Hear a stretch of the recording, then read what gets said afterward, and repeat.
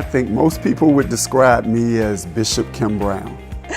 And I think most people would describe me as the bishop's wife, or probably more affectionately as Elder Valerie. I think the very first time we made the decision to open our home to other children was a friend of the family who was going through a hard period. And he had a teenage son who was friends with my son, who basically stayed at our house anyway a lot of times.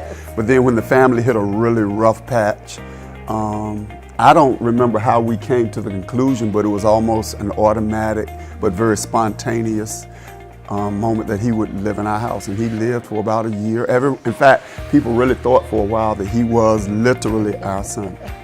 Well, I think that was the beginning of the vision I think that God was birthing in us, to have the Elders House.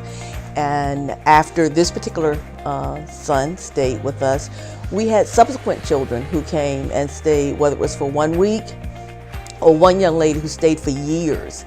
And we were taking them one at a time. So the Elders House was birthed as a way to do it on a much larger scale rather than one-on-one. We now have the opportunity with our residential care facility to house 8. And initially it's going to be boys, young boys, right. And we're looking forward to having an Elders House with girls as well.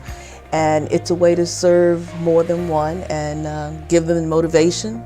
Well, I just think it's important for, all I keep hearing is it takes a village. Mm-hmm. And this is one of those endeavors that we've really been blessed with many contributors that have helped us to be able to get to the stage that we're at now. But in order for this to really function at the level that it's supposed to, it's going to take a village. And so for every $161 that you provide to us, it takes care of not only the housing and the food, but wraparound services that many of the children are going to need as an extension of perhaps some counseling that they may need, depending on what their circumstances may have been prior to them coming to the Elders House.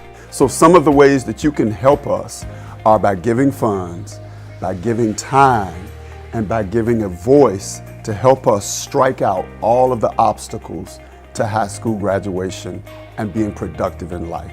Value is going to be years from now when one of the young men that stayed here bumps into you somewhere and he says, I stayed at the Elders House, and you'll be able to feel like, wow, I helped make that happen. I think financially, volunteering, communicating, sharing the vision, and helping to hold up the arms of these young men. Yes, so with that time, helping them to succeed against all the odds, to be successful, we're really looking forward to that. So we are looking forward to collaborating with you and welcoming young people to the Elders House.